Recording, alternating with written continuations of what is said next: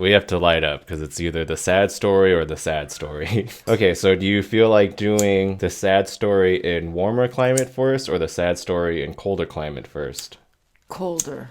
All right. Congratulations. You picked Texas. Texas apparently is freezing. Isn't that crazy? When you think of Texas, you don't think of it in snow. It's usually hot weather. Yeah, you think of like King of the Hill weather. Joe Rogan just moved there. Maybe he's bad luck for Texas. All right, let's take a look at this clip. 4 million people in Texas lost power due to a winter storm. They kept getting hit by storms. The high demand for electricity caused the state's power grid to Water fail. was gone at 8:30. Power was off. We're all obviously one of millions in the same boat as everybody in Houston. We're out in Katy, and it's cold, but we're trying to get through it with, as you can see, everybody is out and about. Oh. The state saw its coldest temperatures in more than 30 years. Freezing. Even though all the doors, all the windows are closed, but it's frozen inside. In some places, temperatures dropped to 0 degrees F, negative 18 It's never gotten Celsius. this cold, that cold here. Yeah, homes in The line to Texas. fast food because nobody can eat because they don't have electricity, and they're afraid to open their refrigerator because they're spoiling all their groceries. So there's like 3 restaurants open in every city. The recording says it's a rotation where they're supposed to be cutting off the power in every zip code for 15 to 30 minutes. But we've been out since 3 a.m. It'll flick back on about 3 to 5 minutes, and we run and try to warm up some coffee or warm up some food, and boom, it goes off. Power went out in the Heights, so I'm gonna freeze my butt off. Might as well be out in the snow.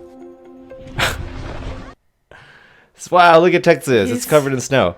So there's only one power grid in Texas, and everyone is so cold that everyone heating up their houses caused the power grid to fail.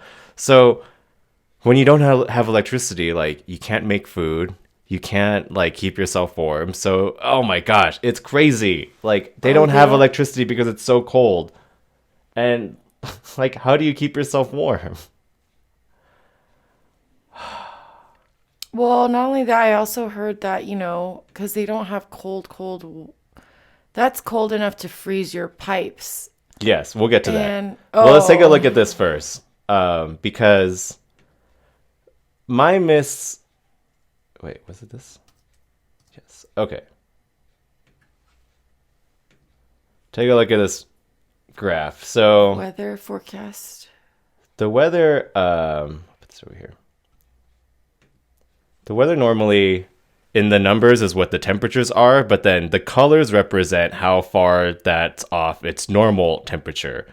So it's like, if it's like a darker color, that means it's a lot colder than it used to be, or than it usually is. If it's like this brown color, that means it's around the same temperature.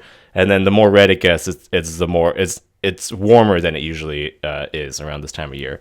So you explained to me that global warming isn't necessarily the entire world getting warmer. It's that the weather patterns get more severe. So the winters get colder and the summers get hotter. Yeah, that's what. Yeah, the cold and hot being pushed in different ways all over the globe. Right, and now we're seeing like really severe cold in the middle of the United States, and Where that's they're not why ready for it. Yeah, they don't salt their roads every year. They don't shovel snow every year. They don't insulate their water pipes every year. Like even us up in high desert, because there's chance of snow and stuff every year, you see the water stuff. I don't know if people recognize it, but they'll get like coats on them, insulated stuff, so that the water doesn't freeze for like irrigation and whatnot, because we get to those temperatures, but anyone never prepared for that. Why would they pay to insulate their pipes? Right. Why would they pay to have all that salt ready for winters they don't ever have? And now it's like, oh. Yeah. So yeah, states like Texas. Now we don't have any kind of emergency plan for this kind of stuff. States like Texas and New Mexico now probably have to start preparing, and even like we live in the 0 zone. Right, but all states probably will start having to prepare for like these really cold winters now. Like states that we didn't think could ever have that Yeah, and then all these other zones that have to prepare for yearly flooding Yep. because to get all the water is coming up. Yearly flooding, yearlies. All right. Well, let's get to Season changes. There are places that used to get snow all the time and now aren't yeah. getting any. Let's get to the real bad stuff in They Texas should because sell it's Texas cold. this salt. Yeah. Well, it's getting really bad on the roads. Let's take a look at that right now. It's And they don't know how to drive. Who has in chains? just seconds. Look at this. A semi-truck crushing car after car, captured by a driver on the Texas interstate. Only the collisions kept coming. Oh my! The icy roads that's a creating pileup. an early morning nightmare. A pileup of more than 130 vehicles, sending 65 people to the hospital and leaving 6 others dead. While we're still in the middle of a pandemic. So the reason why this happens is it's a thing called black ice. Yeah, So when they don't see it. when there's water on the road, and then the next day, like the temperatures get below freezing, so it's like 32 degrees Fahrenheit or 0 degrees Celsius. The water on the road freezes. 0 degrees Fahrenheit, so it's well below that. Right. So Yeah. the water on the road freezes, but because it's on asphalt, it just looks black like the asphalt. So you can Ice it's is clear, so right. it's just So what happens on the road when you hit it is your car just immediately maintains its hydroplaning. velocity, right? Its trajectory and its speed. And so you can't steer out of it. You can only keep going because you're on ice. You're hydroplaning essentially, and there's no way to brake. Oh my gosh. It's the only thing you can do to prepare for weather like that, or weather that potentially has black ice, is to like drive really slow and look really far ahead. And like the moment you see like brake lights, you have to try to be ready to stop that distance without having the use of your brakes, basically. You can kind of test it knowing how your gas feels. Right. But okay, so here's a tip And that I then found. once you feel like you're hydroplaning, like don't brake and don't steer. Don't just Right. like slow down. So here's a tip I Your found tires grip on the Reddit, road. because I actually was in an accident like this. It didn't pile up, but I was in a black ice accident. If you're ever in a I pile spun up, out on right? black ice. If you're ever in a pile up like this and you're lucky enough to like get out of your car, you have to get out of your car and head towards the front of the accident, because there's gonna be a bunch of cars piling up behind you. And it could get really, like, when these semi trucks come, like the amount of mass these guys have is just like insane, and it can cause you can get basically pancaked in seconds. And so pileups are serious, and now that places that have never had snow before are beginning to have snow, like this is just one pileup of many that Texas has had, Like they're just, look at that. I mean, what happened to way up there? That semi up there. Over there, isn't there a car squished at the front? Probably. I mean, this car is facing the No, the other behind way. the white truck, between the Oh, white right, truck yeah, right and here. that. This gold car, right here. Yes. Where's it? If there was a passenger there, they were dead in the front seat. Yeah, 6 dead just in this car Oh, accident. 6 dead. Yeah, 6 Oh. killed in deadly Texas pileup, and there are pileups look happening. At this car. Yeah, that's what I'm saying. And it's because of black ice, and so like we all really need to look at the weather, and if the weather looks like it was wet today and it looks like it's gonna be freezing tomorrow, you have to really plan to not be on the roads. That's that's the only way to avoid this kind of situation, is to plan ahead. If you have to be on the road, go drive slowly and really be on slow. chains. Yes. If you have chains in your car. Or be in the lane that could turn out immediately. So if you see it Yeah. happening, you can turn away and Get off the road. you will try to avoid the momentum where all the cars are going. Oh, it's scary. Okay. So you were talking about frozen pipes. It's another thing people have to deal with. Because water freezes at 32 degrees Fahrenheit. Right. Well, let's take a look at this, and then we can talk about It why doesn't it have happens. to be negative. They're at 0 We degrees. have learned that the city of Dallas received over 600 calls since midnight from people whose water pipes have burst. Firefighters have only responded to about 150 of those calls. So if it happens to you, it's important to do one thing before you call 911, before you grab any dry towels or take video. Here's CBS 11's JD Miles. Guys, so this is my house. These social media videos document heartbreaking scenes across North Texas. What is happening? Homes, businesses, and even schools. Pipes bursting. This is the third of 4 campuses right now we're dealing with. Are sustaining massive damage from frozen water pipe. Yeah, so what happens is when water pipes freeze, the ice inside it expands, and that's what causes the pipes to burst. So the tip for this is like, if you know your pipes are going to freeze. Once the water flows, the water goes. Right. That's the thing. Keep going, and so it's a flood. To avoid it, you have to like keep your water running. But then even that, it's like they didn't. Who knew that? Right. In living there. But you're going to be wasting a bunch of water too. It's like the entire state of Texas can't just keep their tap running. It's like that's not that's a solution for like maybe like a few households, but not an entire state. Yeah, you're like divert it to your plants you're growing. Also, typically the way to get around this is you insulate your pipes so that they don't freeze. Yeah, but in the state of Texas where you never see freezing temperatures, you have winters. Yeah, that commonly. How would you know? We put those socks on our pipes. But now if you're looking for property in Texas, you should make sure that the pipes are insulated. And I guess if you live in Texas, insulate your pipes. It only makes the value of your home go up. It was before a frivolous expense that's like, what? Why would you insulate why would I need pipes? to insulate my pipes?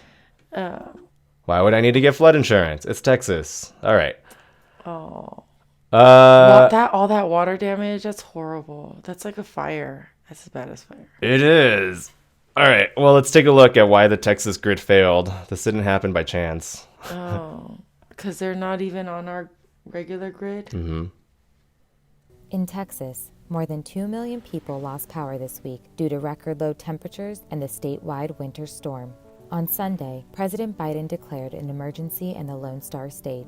But why and how did the power grid fail in Texas? Texas is unique when it comes to electricity. The entire state is served by a single grid, and it has very limited connectivity with surrounding states. It is run by the Electric Reliability Council of Texas, ERCOT, a nonprofit organization which is controlled by the state legislature. In North America, there are 3 electric grids: the Western Interconnection, the Eastern Interconnection, and the ERCOT Interconnection. Wow. ERCOT manages the electric load for about 90% of Texas. Texas controls its own grid and maintains its independence from the Federal Energy Regulatory Commission, which regulates interstate electric transmission. Due to fear of federal interference, utilities in Texas made an agreement around 1935 to keep all power transmission inside the state. On Sunday night, ERCOT began calling for rotating outages in order to avoid widespread blackouts. The statewide grid was unable to meet customers' demand. By Monday, ERCOT released a statement declaring a state of emergency. Short rolling blackouts weren't enough for the severe power shortage, and many Texans lost power for extended periods of time. A combination of freezing temperatures that halted generating capacity and an increase in demand as residents raised their heat to stave off record-breaking low temperatures threw off the equilibrium of supply and demand.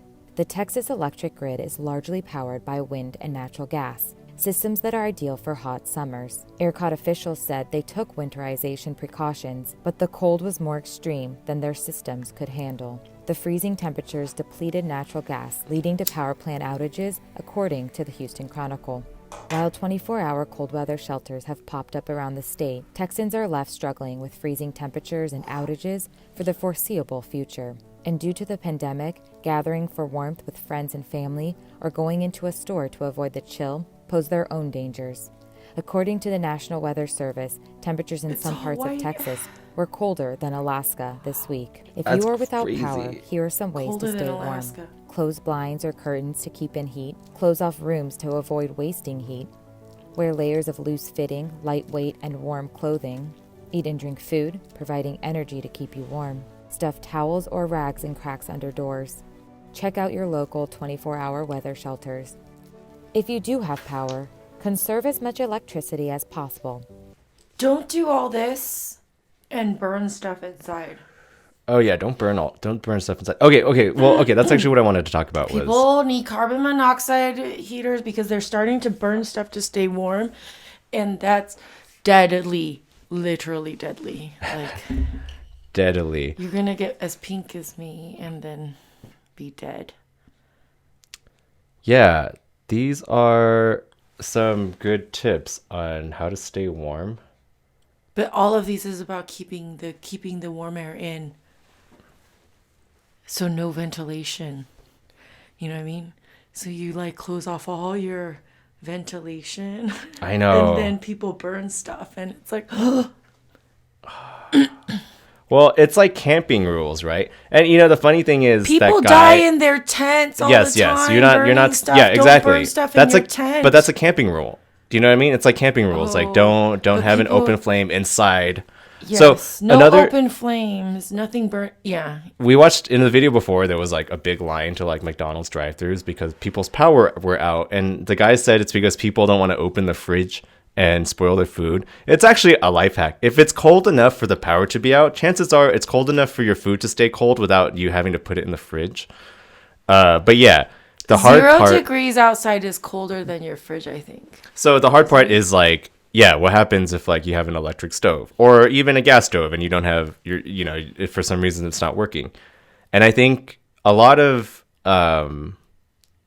Korean households and Japanese households actually do this, but they actually have like the portable butane grills. Yes. And you can take them camping. We cook outside with Right, them but- to cook stinky stuff like kimchi jjigae Yes. and like anything with kimchi or doenjang. And where we live got now, stinky foods. we have an electric stove in this house. We have an electric stove, and Oh, Miguel yeah. still uses the portable one because the gas flame is a lot faster when like boiling water or like maintaining heat. Well, and he's also used to cooking with gas. The Right. electric, the heat isn't control as Right. it's different. Yes. But he likes the gas because of that. Yeah, so what I'm saying is like all of these are good, but nothing really will prepare you for a blackout than like being really good at camping and like having those like supplies on standby, not just for when you go camping, but for when everything in your house stops working, either because it's cold. Because if you're super cold,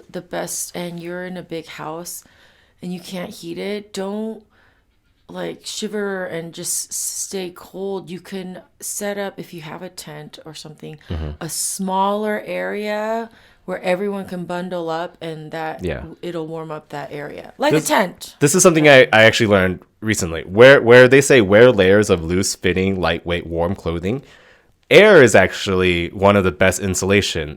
And so if you have a lot of layers on, like in between, and your outer layer should be like your like a hydro flask. Right, your outer layer should be like your most insulating or your The most windbreaker and or the your waterproof. most shell as a shell layer. But everything underneath will keep you warm as long as you have like small layers in between.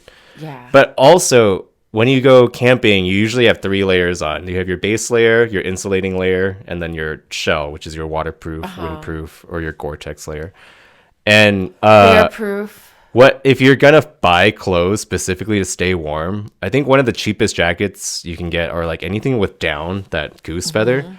That'll keep you really warm. It's like really well insulating. That's good thermal regulator because it can keep you not too. It won't make you sweat as fast as some of the synthetic stuff. Yeah. So if you need something to keep It's you warm breathable. on a budget, it's like one of the best things to look for. It used like, to be super expensive, but now you can get goose down. I got a goose down jacket at Costco for $20. It's amazing. Not real if you don't have feathers poking through. Well, it's not real if you press on it and it doesn't compress. Down will naturally like go down, like you can squeeze it and it'll go and it'll squeeze down. Birds. There's like goose down pillows that do that. But yeah, it's the one with the little feathers coming out.